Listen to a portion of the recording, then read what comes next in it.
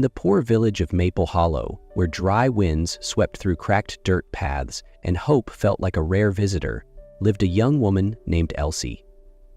Though only 21, her eyes held the sorrow of 100 lifetimes. Since the day her mother died, life had become a series of silent tears and invisible wounds. Her father, once a kind-hearted carpenter, had drowned himself in alcohol. He remarried a bitter woman named Ruth, who seemed to despise Elsie with every breath. Day after day, Elsie was the housemaid, cooking, cleaning, chopping firewood, working in the fields from sunrise to sunset, and often sleeping on an empty stomach. Everyone in the village knew. They pitied her, but no one dared to speak. Silence was safer than challenging her father's madness. Elsie never complained. She had learned how to survive in pain. But deep within her soul, she longed for one thing: peace. Not riches, not rescue, just peace.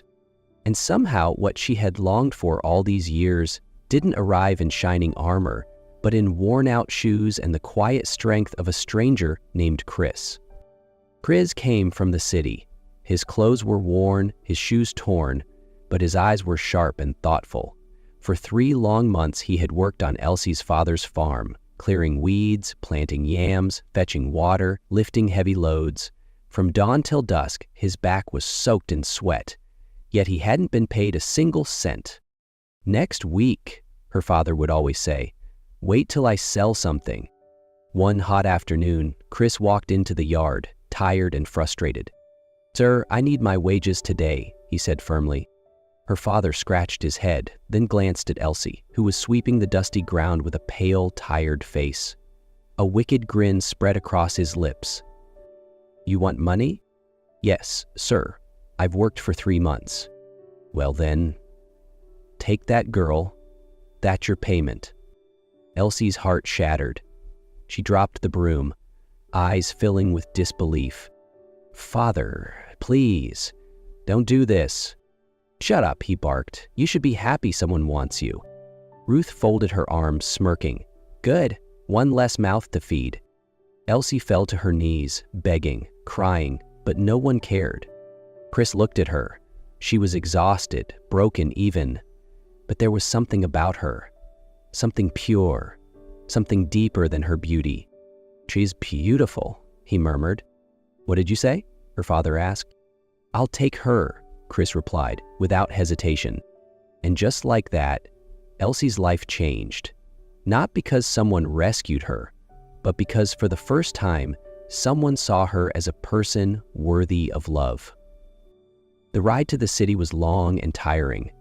Elsie sat by the window, watching the trees rush past. She clutched a small black bag, holding a few worn clothes, everything she owned. She didn't know where she was going, only that she had just left behind a place that felt like hell. Chris sat beside her, mostly quiet. His face was calm, but he glanced at her now and then, his eyes carrying a silent promise of protection. They didn't speak, but inside Elsie, her heart whispered over and over, "Please God, don't let him be like my father. I just want peace." The city burst into view with tall buildings, busy traffic, and flashing lights. For Elsie, it was a whole new world, one she had never imagined. Chris hailed a tricycle, and they rode through noisy streets, eventually turning into a quiet lane lined with blooming flowers. Finally, they stopped in front of a tall black gate. Chris knocked gently. Moments later, the gate opened. Elsie's jaw dropped. The compound inside was clean and peaceful. The main house was painted white, the walkway tiled, flowers neatly trimmed, and a small fountain trickled in the corner. But they didn't go into the main house. Chris led her past it to a modest building at the back, the staff quarters. Inside was a bedroom, a small sitting area, a kitchen, and a clean bathroom. "This is where I live," Chris said with a soft smile. "I just got a job as a security guard. The madam here is kind. She gave me this place for free." Elsie looked around. It wasn't big or fancy, but to her it felt like heaven. 2 days after arriving in the city, Elsie woke to the smell of something delicious from the small kitchen. The morning sun streamed softly through the window, bathing the simple room in light. She opened her eyes and felt something unfamiliar. peace. No yelling, no fear, no hunger, just calm and warmth. She stepped into the kitchen and saw Chris with his back turned, stirring something in a pan. "Good morning," she said softly. He turned around and smiled warmly. "Good morning, Elsie. I made breakfast. Did you sleep well?" She nodded. "Like I haven't slept in years." They both laughed quietly. It was a simple moment, but to Elsie, it felt like magic. After breakfast, Chris looked at her. "Get dressed. I want you to meet someone." "Who?" she asked, a little nervous. "Just wear something simple and neat," he said. She went back inside and put on a soft dress Chris had bought for her. She brushed her hair and took a deep breath. They walked out of the staff quarters, following the paved path leading to the main house. When the tall black door opened, a graceful woman in her 50s stood there with kind eyes. Mrs. Bennett. "The homeowner?" "Good morning, Chris, and is this the beautiful young lady you told me about?" "Yes, ma'am. This is my wife, Elsie." Elsie froze. Her heart pounded. But Mrs. Bennett's gaze was gentle. "You're lovely, dear. Just call me Mrs. Bennett. This house is big enough for peace." That evening, after tidying the small kitchen and folding the bedding, Elsie sat on the edge of the bed, deep in thought. Chris was on the floor, fixing a loose handle on the wardrobe. "Chris," she called softly. He looked up, his voice warm. "Yes? You want to talk?" Elsie looked down, nervously playing with her fingers. "That day, when my father told me to follow you, I felt like I was being thrown away, like I didn't matter." Chris slowly stood, keeping his eyes on her. "I thought maybe you'd be worse than him, that once we got here, you'd start yelling, hitting, or turning me into a slave." Her voice trembled. "But you didn't. You cooked for me. You let me rest. You respected me." Chris walked over and sat beside her gently. "I would never hurt you, Elsie. That's not the man I want to be." He paused, then continued, honestly. "I liked you the first time I saw you on the farm. I wanted to speak to your father, but I was afraid he'd insult me or chase me away because I had nothing." Elsie looked at him, surprised. "And when he said you were my payment, I was shocked, but a part of me felt relieved, like fate had opened a door." Elsie stayed silent. Then she whispered, "I don't love you yet, but I like how you make me feel. Like I matter. Like I'm a queen." Chris smiled. "That's because you are. You're a queen, just hidden in the wrong palace." For the first time in her life, Elsie felt truly seen. Life slowly became easier for Elsie. Each day, she cooked in the small kitchen, experimenting with new recipes and jotting them down in a little notebook that Chris had bought her. Her confidence grew with each passing day. One sunny afternoon, while helping Mrs. Bennett carry groceries into the main house, the older woman smiled and said, "Elsie, come sit with me for a moment." Elsie wiped her hands and sat beside her shyly. "Chris told me you're a great cook, and I agree," she said gently. "My former chef moved overseas with her family, and I need someone new. I believe you're the right person." Elsie's eyes widened. "Oh, thank you so much. I'll do my very best." "I see how hardworking and humble you are. I admire that," Mrs. Bennett added. Touched, Elsie softly asked, "Ma'am?" "I've been wanting to go back to school. I had to stop after secondary school due to family problems. But I love learning. My dream is to go to university." Mrs. Bennett's eyes lit up. "You love education? I admire girls with dreams. I'll help you." That evening, Elsie rushed back to the staff quarters and hugged Chris excitedly. "I'm going to be the main cook, and she said she'd help me go back to school." Chris held her tight, his eyes misty. "I'm so proud of you, my wife." But their joy was soon tested. A few days later, Julian, the man she believed was Mrs. Bennett's son, walked into the kitchen while she was cooking. He looked her up and down, smiling. "You're really beautiful. My mom was right about you. But honestly, you're even more amazing in person." His voice dropped, his eyes shifting. "I want you to be my girl. I'll take care of everything: money, a new phone, clothes, even studying abroad. You'll never struggle again. Just say yes." Elsie froze. Her loyalty was now being tested. Elsie stood frozen in the kitchen, still holding the knife she had been using to chop vegetables. She couldn't believe what she had just heard. "Say something," Julian said, stepping closer. "I mean it. I'm not playing around." She took a deep breath, steadying her voice. "With all due respect, sir, I'm not interested in your offers." That was the first rejection. But Julian didn't stop. The next day, he came back with an expensive smartphone in hand. "Just take it. A gift," he said, placing it on the counter. "You don't have to say anything, just think about it." The second rejection. Elsie gently pushed the box back toward him, her eyes unwavering. The third time, he arrived with a reservation at a fancy restaurant, saying she deserved to be treated like a queen. Elsie smiled politely, then replied, "I already have someone who treats me like a queen, and he cooks for me every morning with love."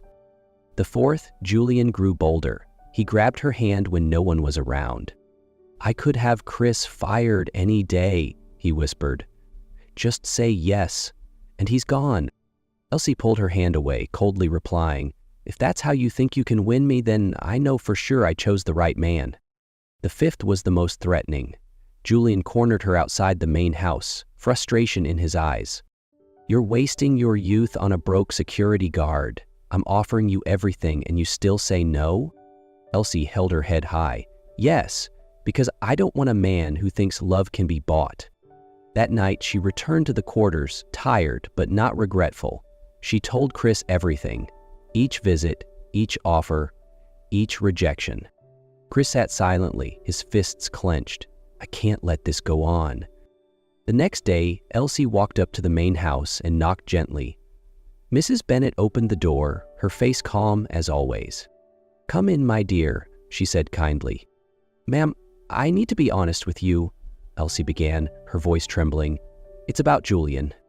She told everything, every word, every attempt, every threat. She held nothing back. Mrs. Bennet sat in silence for a long moment. Then she said softly, "You're a strong young woman, but I must confess something to you." She sighed deeply. "Julian is not my son." Elsie was stunned.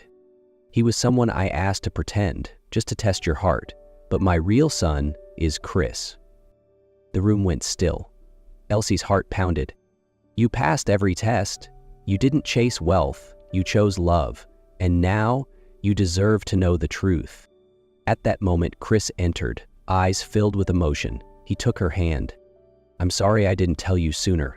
I just needed to know if someone could love me for me, not for what I have."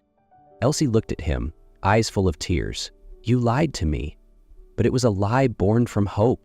She smiled gently. "I forgive you." And in that moment, all the truths that mattered were finally revealed. But what came after was not just truth. It was love, healing, and a new chapter waiting to be written. That night, after the truth was revealed, Mrs. Bennet invited Elsie and Chris to move into the main house. Their bedroom was ready, upstairs, warm, elegant, with white linens and soft golden lights. Elsie stood in the center of the room, in awe. She had never imagined living in a place like this. Chris came up beside her, gently resting his hand on her shoulder. "You deserve all of this."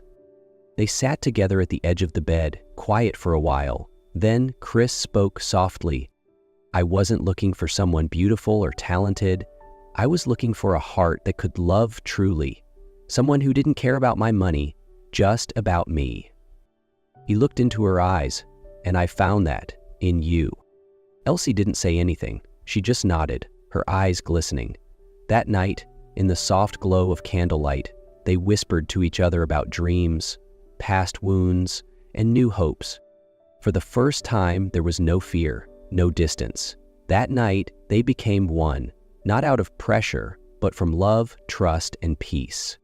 After everything, Elsie had no more doubts. The love she had found was real, not because of wealth, not because of status, but because a man chose to love her when she had nothing at all. Time passed.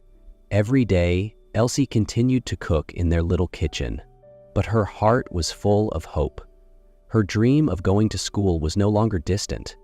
With Chris and Mrs. Bennet's support, she was officially accepted into university. She studied day and night, juggling school with helping Chris run the small shop they opened with their savings. They did everything together, serving customers, bookkeeping, cooking meals. It wasn't a life of riches, but one filled with love, partnership, and gratitude. 5 years later, in a crisp white coat, Elsie walked across the graduation stage, tears streaming down her cheeks as she was announced as Dr. Elsie. In the audience, Chris shouted proudly, "That's my wife, my beautiful doctor." After the ceremony, he wrapped her in a tight hug. "I'm so proud of you," she beamed. "Thank you for believing in me, even when I couldn't believe in myself." One peaceful afternoon, Chris took her on a quiet drive. They stopped in front of a stunning white mansion with golden gates. Elsie's eyes widened. "Why are we here?" she asked. Chris smiled and pulled out a set of keys. "This is your house. The promise I made. One house, one car, and one future." Elsie cried, hugging him tightly. "There's more," she whispered. "I have some good news." "What is it?" "I'm pregnant. 3 months." Chris froze, then burst into joyful laughter. He picked her up and spun her around. "My baby, Daddy loves you already." From rejection to royalty, Elsie had finally found herself. Not just happiness, but a life she truly deserved. 1 year after graduation, Elsie decided to return to Maple Hollow, the village where all her pain began. Not to show off, not for revenge, but to finally close the door on the past. She went with Chris and their newborn daughter, little Grace. As they stepped off the car, the villagers stared in awe. No one recognized the fragile girl from years ago, now transformed into a strong, confident woman. Her father, now an old, frail man, sat quietly on the porch. When he saw Elsie, he stood, tears already falling. "Daughter, I'm sorry I was so wrong." Elsie walked toward him and gently placed the child in his arms. "This is your granddaughter. Her name is Grace, because I've learned that forgiveness is grace." They embraced for a long time. No more anger, no more blame, only tears of release. Elsie had forgiven, not because the past had earned it, but because her heart was too full of love to carry hate any longer.